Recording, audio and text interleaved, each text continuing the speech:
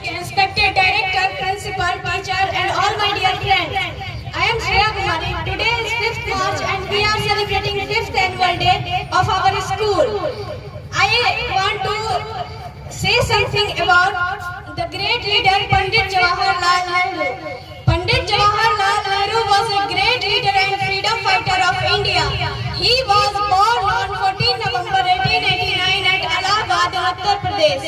His father's name was Motilal Nehru and his mother's name was Swarup Rani. He studied law in England and became a barrister. He played a very important role for the Indian freedom struggle. His wife's name was Kamala Nehru. He loved children very much. Children fondly called him Chacha Nehru. He always keeps a red rose in his shirt pocket. He is also known as the architect of modern India. He wrote a famous book, The Discovery of India. He was the first Prime Minister of India in 1947. He worked hard for the progress of our country. His birth anniversary is celebrated as Children's Day. He was a Prime Minister, was the first in India. He was awarded Bharat Ratna in 1955. His ideas inspired a generation of policymakers who helped shape modern India.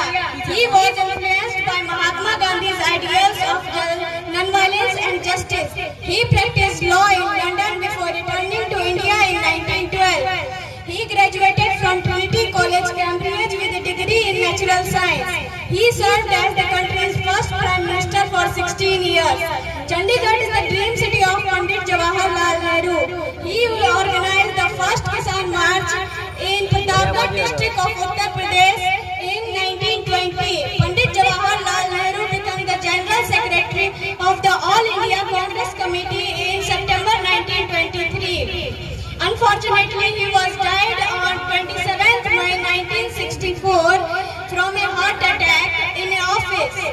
He was an inspiration for every Indian. That's all. Thank you. Jai Hind, Jai Bharat.